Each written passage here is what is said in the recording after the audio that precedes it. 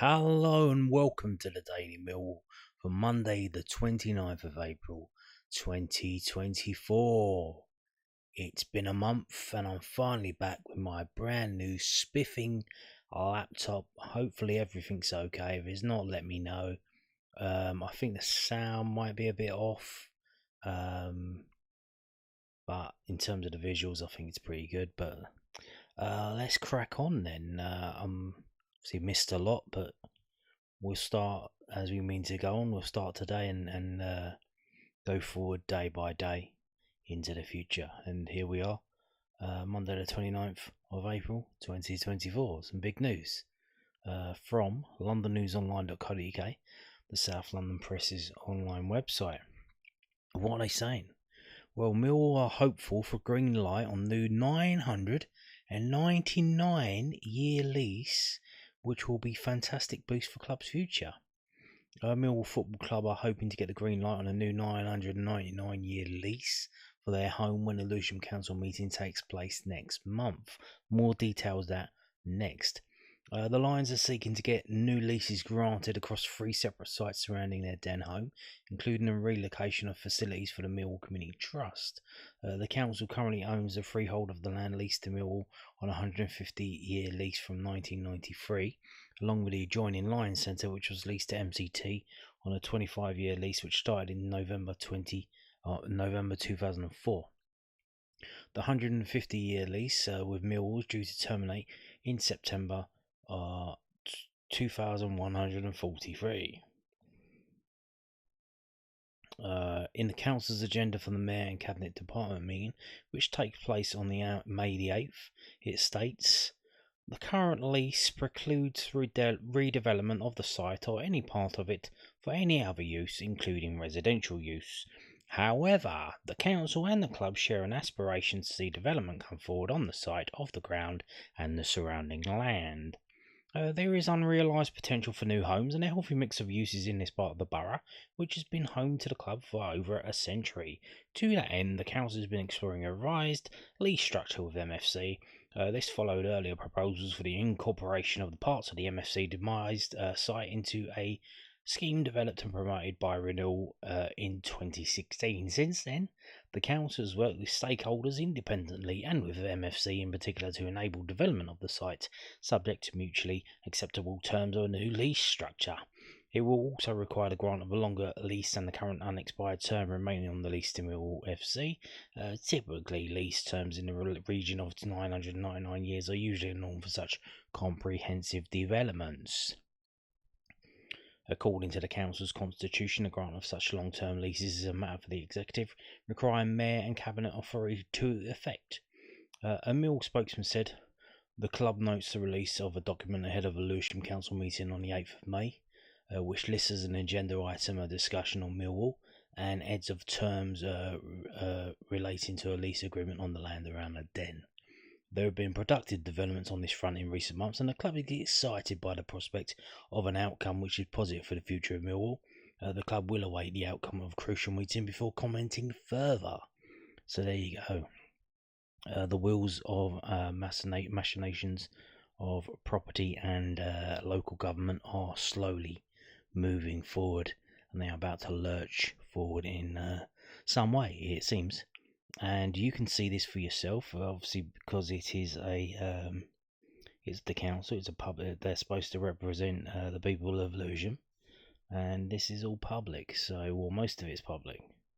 This is if you go on Lewisham website, if you probably go on your search engine, search for Lewisham Council meetings, and then go to meetings by calendar day, meetings calendar, and then go to the May, and then you go Wednesday the 8th of May, you go to the Mayor and Cabinet meeting, which takes place at 6 p.m. and it's being held at the Civic Suite, wherever the hell that is. Don't know. Lewisham Town Hall. Where's Lewisham Town Hall? Is it in Catford? I don't know where it is. I don't live in Lewisham. So obviously there's a lot going on. We have to go down to number 11. Millwall Football Club, agreement of a new lease structure, part 1, and then you notice exactly after that, number 12, exclusion of press and public. So they're going to discuss it in part of it in public. They're going to tell everyone to leave, and then they're going to discuss the rest of it, and then probably vote on it. Or I don't know, or maybe they'll vote later. I don't know how that works. No, but you can see it's number 15. So they're going to tell everyone to leave, and then they're going to vote on number. They're going to vote on this, vote on that, and then the Millwall thing is at the end. You can see agreement on new lease structure part 2, which I think is the finer details of the deal, which, because it's a commercial deal, isn't, even though it's a commercial deal involving a public entity, which is supposed to be representing the people of the borough of Lewisham, is not being discussed in public. So we got here 3 documents linked to this. I'm going to bring them up now. So we've got a report from the Mayor and Cabinet ahead of this. You can see we've got part 1. We haven't got a key decision, or we have got a key decision. We haven't got part 2 yet. It does say maybe that's coming up later, because it does say not yet, but I don't know. Like I said, it might, because it's a deal, a business deal, it might, or sometimes what they'll do is they'll publish parts of it and then redact it, so you get these big black bars. So what we've got here, lease restructure, it's got outlines, recommendations. So the report is seeking Mayor and Cabinet approval to the restructuring and renewal of a 999-year lease, being granted across 3 separate sites. So they're going to portion it into 3 separate sites surrounding Mill Stadium to enable the delivery of mixed-use development, including relocation of facilities for the Millwall Community Trust. Okay. Delegate authority to the Executive Director of Place in consultation with the Executive Director of Corporate Resources and the Director of Law and Corporate Governance to negotiate and agree the final terms of the lease and all associated documentation. So what they're going to do is they're going to have a vote and say, do we agree this in principle? And then we'll leave it to these 3 bods, whoever they are, the Director of Place, the Director of Corporate Resources, and the Director of Law and Corporate Governance. So those 3 bods will then have to negotiate and agree the final terms with Millwall. So it's not done and dusted yet. So you can see here.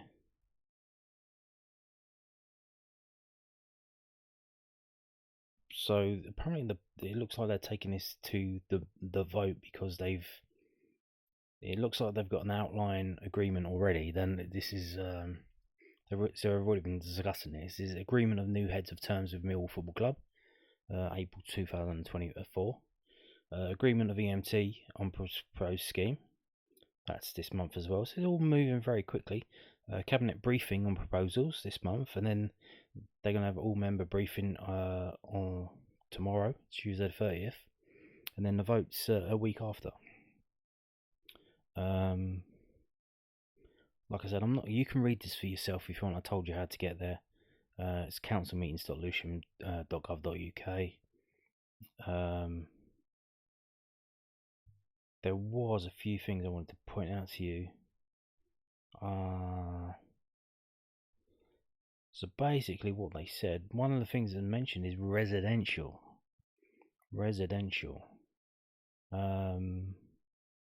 They talk about, the weird thing is if you've been down there, you've seen all of the building, like Southwark Council are just caning all the building, flats here, there and everywhere. It's just insane. Apparently they're building the 3rd most, it's the council that's 3rd highest in terms of new houses in the whole country.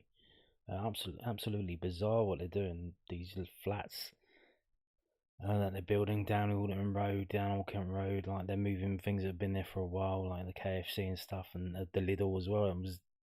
It was ram packed in there. Was it a Lidl or an Aldi? I think it was a Lidl by Brewington Park that was just rammed all the time. Like there's people shopping in there, but hey, fuck it, we can put some flats there. Let's just kick them out and get going. So they're talking about the scheme in general. You can see here background, as we all know, the renewal thing before they came back, put a new one in. They're talking about how long the leases are lasting for. They're talking about Mill's lease, what they're allowed to do now. Permitted uses: a football stadium, other sport and leisure activities, offices, light industrial within Class B1, ancillary car parking, any other use subject to council's, I think that means permission, but it says position, which shall not be unreasonably withheld. The current lease precludes redevelopment of the site, any part of it, for any other use, including residential use. So the current lease, they are not allowed to live on the site.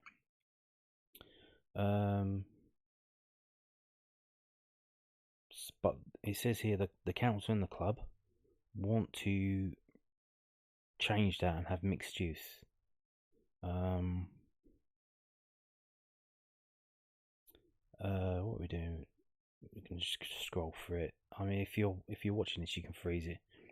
MCT is the community arm of Millwall Football Club and delivers community-focused programs in the London boroughs of Lewisham, Southwark, and in North Kent, following the grant of planning consent for the club's new training facility in West Kingsdown.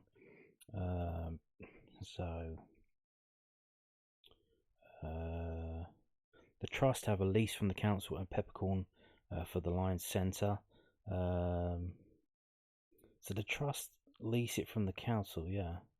The lease agreement expires in 6 years. Yeah, because it was a 25-year lease for that in 2004.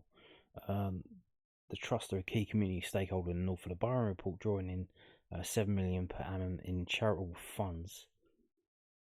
So the income for the MCT for what they do is $7 million.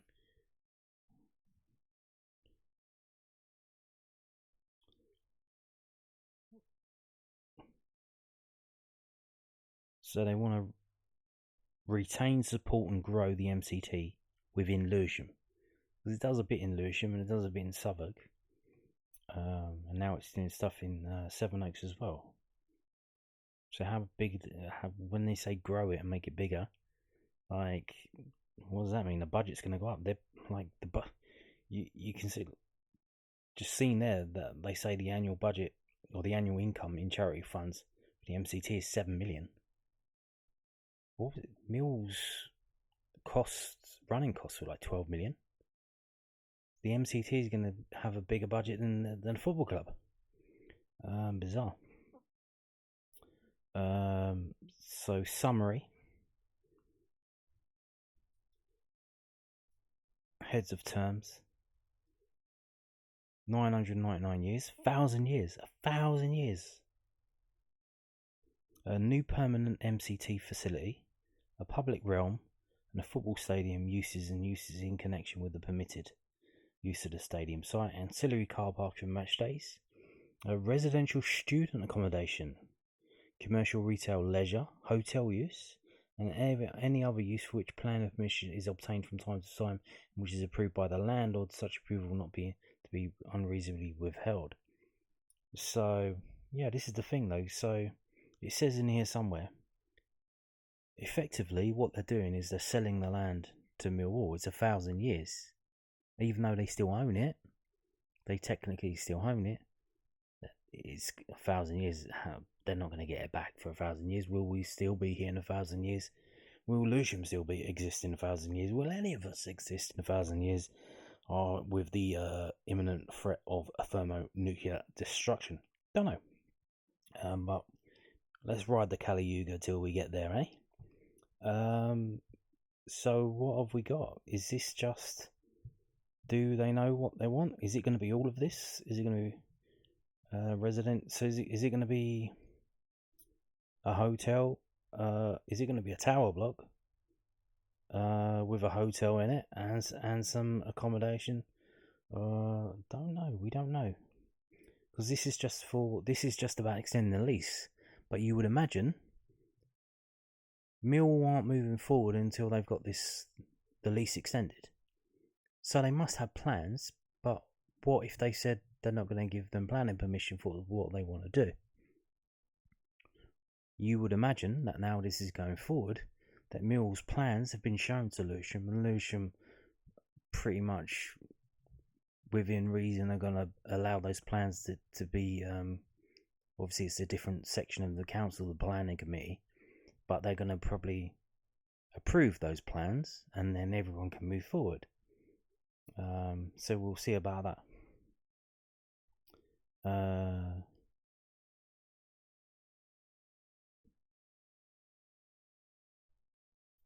So there you go. That's the whole thing. 9 pages of that. So here we go. This is what we've got at the moment. This is what we've got. So it's split into 2 sections. What is that, lilac? The lilac section is the one that's on the 250-year lease, and the sky blue section is the one that's on the 25-year lease that expires in 6 years' time. This is what they're going to do. They're going to split it into 3 sections. Phase 1 is a current car park. And you can see on this here section where it says phase 3, they seem to have marked out car parking spaces.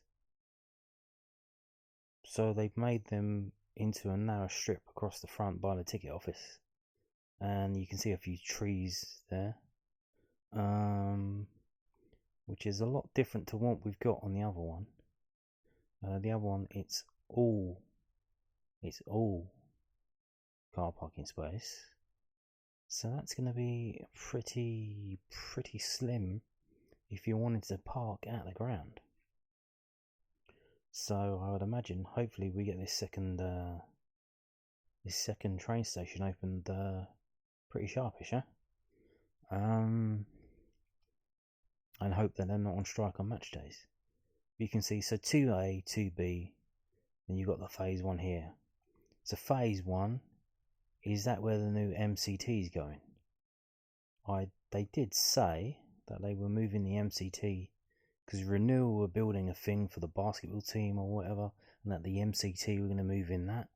So how's that going to work? Millwall actually moving the MCT to phase 1, and then phase 2 and phase 2B is going to be knocked down, and then they're going to build the flats here, because that would make sense. If you're going to build student accommodation or hotels or cheap housing, this would probably be the corner to do it, because it's actually a bit farther away. It's further away to the ground, and it's bang up against a railway line, which doesn't seem to bother many people these days. They're just whacking flats up here, there, and everywhere. And I think these lines actually have. These are the lines that have the trains that go 24 hours. They have trains that go through London Bridge, East Croydon, down to Gatwick Airport. It's only 1 an hour between like 1 AM and 5 PM, but still trains are running all the time. So there's going to be a lot of noise there. And obviously at the moment, we don't know when this is going to get built, but you can see here, so the grey things are the things that Renewal want to build. These grey blocks are the blocks that Renewal are going to build. Have they even broken ground on that? Is the Renewal thing still happening? Very ambitious project by Renewal, but yeah, so there you go. That's all we know so far. If anything comes up, I'll let you know, but there's going to be a vote in the council on the 8th of May, so we'll see what happens then. And you would imagine then, obviously once Millwall get the permission for that, they're probably going to file a planning application, and we'll get to see that as well, because obviously all of that has to be out in the open as well. Then we can see what Millwall actually want to do.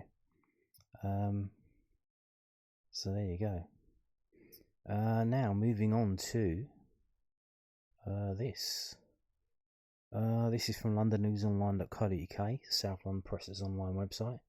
Joe Bryans, absent, as many people noticed, from the walk around at the end of the game. Well, obviously, what's going on there?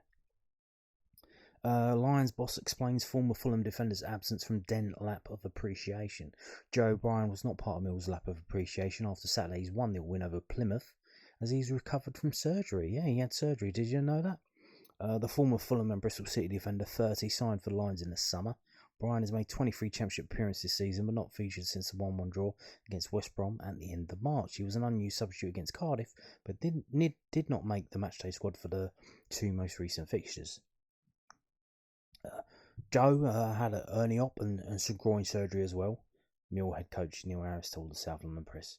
Joe had surgery on Thursday, so he wasn't at the game Saturday because he hadn't been out of hospital more than 24 hours. Joe will take some rest and recuperation time. We got it done as soon as possible, knowing full well he won't be at the game on Saturday, and it'll be a real struggle for him to leave the house or get about for the next couple of weeks. But what it does, it gives him the best chance to be available for the first day of pre-season, which is vitally important to Joe, but also to us. So he had 2 surgeries, an hernia op and a groin surgery. My lord. Yeah. Wow. Just gets worse and worse for the lad, doesn't it? Good luck. Best of health to you, lad. Best of health. He could turn it around. Everyone's getting on his back. But what happened to Ryan Leonard? Ryan Leonard he gets injured all the time. He's a bit sick now. Player of the season. He can turn it around. He can still turn it around. Now moving on to this. Also, they asked Neil Harris. Bart. Mill boss asked if he was tempted to hand Bart Bialkowski game time on his farewell den outing. Yeah, a lot of people expecting him to start the game. Didn't start the game. Obviously, he didn't start the game. Maybe he'd come on in injury time. 30 seconds, probably not even touched the ball. But yeah, because it was only 1-0 and because it was a game involving a team in a relegation battle, wouldn't have been the just and right thing for us to do, really. But let's see what Neil Harris says. Mill head coach Neil Harris has explained why he did not give Bart Bialkowski any minutes in his den farewell on Saturday. The Lions confirmed on Friday that the 36-year-old goalkeeper who won the club's Player of the Year award in successive seasons will be leaving this summer. Bialkowski has played 169 matches for Mill since arriving from Ipswich Town. Harris asked about whether he was tempted to hand the club's former number 1 some involvement in the 1-0 win over Plymouth. Joked, I thought about putting him up front. No temptation to play him. Matty deserves to play. My thought process with Bart might be to come off the bench at some point. But you have to go into football integrity, due care of intention to the leagues and players. And to Bart himself, at 36, to go on in the 90th minute and to have a kick 3 balls might have been a little bit difficult. All cards are on the table with Bart. We know exactly where he's at. He's had a fantastic career at this football club, and I thank him deeply from the bottom of my heart. I love Bart Bialkowski. I look forward to working with him this week, and I look forward to seeing him in summer. He's always got a place at this football club to come and watch games, to see the staff, to watch training, and to come into the changing room. He's that fondly thought of. So there you go. Now, I hope, if he's going wherever he's going, if he can scout some players for us and send them our way, if they're decent, I'm sure Aldo will give them their full attention. Now, moving on to this, also from Neil Harris, but this time from the southernnews.co.uk. Neil Harris looking forward to moulding Millwall striker over the summer as forward edges back to match fitness. Kevin Nisbet. Probably not down to us to getting back to match fit. Maybe he's down to the Scotland national team. I don't know if they're going to bring him into a squad, an extended squad, and give him a chance to prove himself in training. But we'll see. Obviously not going to be in match form because he hasn't been playing. Nisbet was on the pitch for the first time since January in Saturday's 1-0 win over Plymouth Argyle.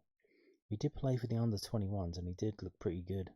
Neil Harris is looking forward to moulding Kevin Nisbet into a Millwall striker after his injury at the debut campaign.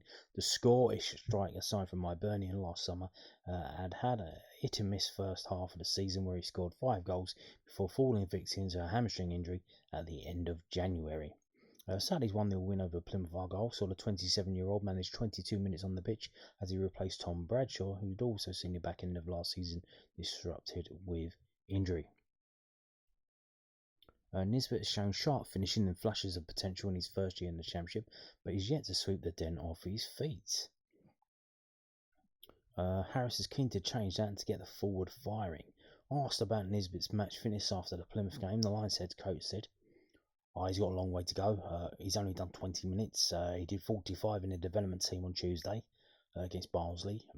Nizzy's nowhere near full fitness. He needs to get himself fitter and sharper and healthier, and that's my demand. But if you're going to be a Millwall number 9, you need to be able to run like Tom Bradshaw does. I'm going to help him, encourage him. I look forward to working with him over the course of the next 12 months as well. He's coming back from a long-term injury, so we need to get him fitter over the course of the summer. He will have a programme to do, and the challenge for him when he comes back at the end of this June is the same as the other players. Get on that starting line and make sure you're worthy of being a Millwall striker next year. Interesting comment there by Neil Harris. So, I don't know when. I think it's June the 6th, is it? June the 6th, is it? When the friendly is England. I think England and Iceland friendly is that day, and the squads for the Euros need to be announced around then. Does Kevin Nisbet know that he's not going to be in a squad? The way Neil Harris is talking there seems to make it seem that so, but I don't know. Now moving on to this, talking of under 21s, they have a game tomorrow, Tuesday the 30th. The under 21s are playing. It is away. You can go to that game. It is being held in Peterborough United Stadium. This is from theposh.com, Peterborough's official club website. The under 21s host Millwall in the Professional Development League at the Western Home Stadium on Tuesday afternoon, 2 p.m. kick-off. Peterborough United under 21s welcome Millwall. Blah blah blah blah blah. Okay. It's written from Peterborough Star. I'm not going to read all that. Season ticket holders, this is Peterborough United season ticket holders, can get in free of charge with admission of £3 for adults and £1 for concessions for other supporters. Tickets can be obtained from the Western Home Stadium ticket office, which is open from 9 a.m. on Tuesday. Posh Plus subscribers will be able to watch the game as part of their package with match passes available for £3. So, Posh Plus, so you can go to the game, you can pay £3 to get in, or £1 if you're probably over whatever it is and under whatever it is. Posh Plus is Peterborough's Millwall TV. It is, you have to pay for Posh Plus. It's not like Millwall where you can sign up and then you buy a match pass. You have to pay for Posh Plus. So if you are a lazy bastard, or you're not, I don't know if this is available worldwide or just in the UK. Probably worldwide. They don't really have any restrictions on this. If you wanted to watch this game, you'd have to subscribe to Posh Plus for a month. And make sure, I don't know how it works, make sure you unsubscribe if it goes longer than a month. If it's auto renewing. So that costs you £6.50, and then the match pass will cost you £3. So if you wanted to watch it from the comfort of your home, it'll cost you £9.50, and you've got to do a lot of pissing about, but you can do it. Or you could or you could travel all the way to Peterborough and watch it for £3. So I don't know which is worse. But there you go. Now a reminder, that is a League One team there. League One. £3 they're charging. But I hear you say, did you say? Doesn't it matter? They won the league already. They won the Southern League. Why does it matter? They've got 2 games left. They've got the game on Tuesday, tomorrow, and they've got a home game on Friday, which is at the Den. I'll let you know about that in due course. This is the Northern League. Birmingham are top, but they probably will almost certainly be overtaken by Sheffield United. Sheffield United have 3 more games. They can get to, if they win all those games, they can get to 63 points. Okay. Millwall will play whoever finished second in the Northern Group, which is probably looking to be Birmingham, because Sheffield Wednesday played all their games and they're 51. Barnsley, they can't get there, so it's either most likely to be Birmingham, but by some weird circumstances, it could still be Sheffield United. But if we go here, so Millwall for the semi-final will be playing at home at the Den against whoever finishes in the north. But when they get to the final, it's the team with a better record that gets the home tie. Or when I say when, if they get through that semi-final. So at the moment, they've got 2 games to go, which if they win them all, will give them 61 points. No, 60. They've got six points to play for. That'll take them up to 61. Yeah, 61. So they need to get as many points as they can and hope that Sheffield United drop a couple of points. And then we'll have a semi-final at the Den. And if they win that, we'll have the final at the Den as well. Against whoever wins the other semi-final. So there you go. Now, moving on to this. We're finishing with this because there's a lot of nonsense that's going to start flowing out. At the moment, it's not that important, but when we get to May and June and there's not a lot of news about, this nonsense will become flooding out. And it will probably be the main story of the day in terms of anything Millwall news. But at the moment, it's not really that much. It's not certainly not important like a 999-year lease on the ground. This is from footballinsider247.com. Not the worst. They do get some of the things right. They are saying Tottenham's Matthew Craig is wanted by Millwall and Sheffield Wednesday. Sources. So let's have a read of this. So Tottenham midfielder Matthew Craig is wanted by Millwall and Sheffield Wednesday for next season following his impressive form on loan at Doncaster Rovers. Sources have told Football Insider.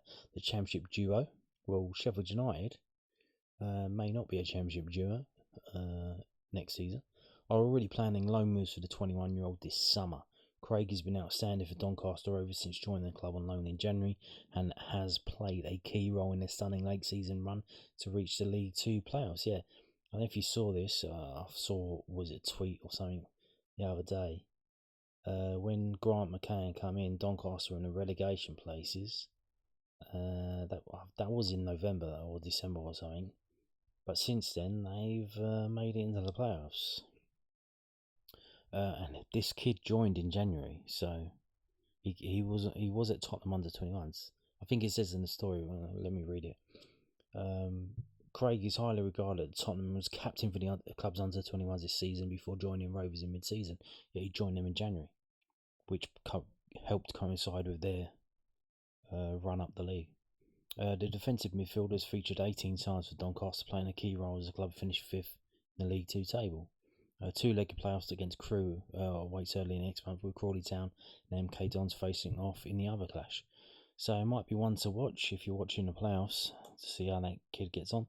A move to Millwall Sheffield Wednesday would be a step up for the youngster, with the former sitting in 16th in the Championship table and the latter sitting 20th. Craig does, however, boast one senior Spurs appearance, having featured as a substitute in a 4-1 win at Leeds United on the final day of the 22-23 season. At international level, the midfielder has worked his way through the Scottish youth ranks, featuring for the likes of the under-21s and the under-19s. Okay. So yeah, not beyond the realm of possibility, because he's been a player who's at loan in the League One club. He's done pretty well.